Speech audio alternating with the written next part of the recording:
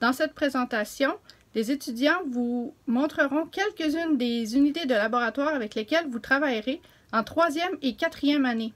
Elles sont situées dans le laboratoire pilote, auquel vous aurez accès pour apprendre l'opération de ces unités ainsi que d'approfondir les concepts théoriques que vous aurez appris pendant vos années d'études.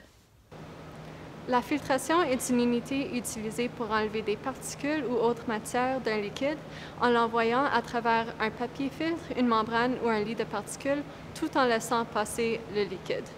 C'est essentiellement ce que vous faites quand vous enlevez des pâtes de l'eau. Cette unité est couramment utilisée pour le traitement des eaux usées pour enlever les solides et les contaminants de l'eau pour qu'elles puissent être réutilisées. Vous allez apprendre de la filtration durant votre 4e année d'université et vous allez appliquer ces connaissances dans votre laboratoire de 4e année. Les colonnes de fluidisation sont utilisées en plusieurs applications en génie chimique où il est important d'avoir un bon mélange entre un fluide et un solide. Vous pouvez avoir des colonnes à 2 ou à 3 phases en utilisant une combinaison de fluides et particules solides. Ce qui est intéressant avec la fluidisation, c'est que tu peux donner des propriétés fluides à un solide. En tant qu'étudiant en génie chimique, vous allez commencer à apprendre les théories et les équations derrière la fluidisation dans votre cours de mécanique des fluides en 2e année. Les colonnes d'absorption sont un processus de séparation gaz-liquide très important.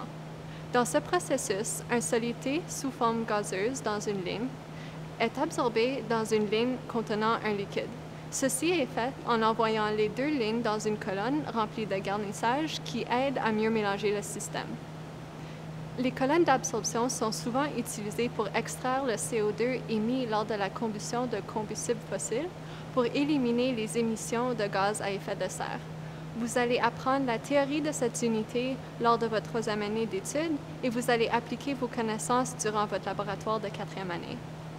Les colonnes de distillation sont une des unités les plus utilisées en génie chimique. Ils fonctionnent en séparant des composés en termes de leur point d'ébullition relatif. Les colonnes de distillation sont couramment utilisées dans l'industrie pétrolière pour séparer des hydrocarbures durant la production de carburant.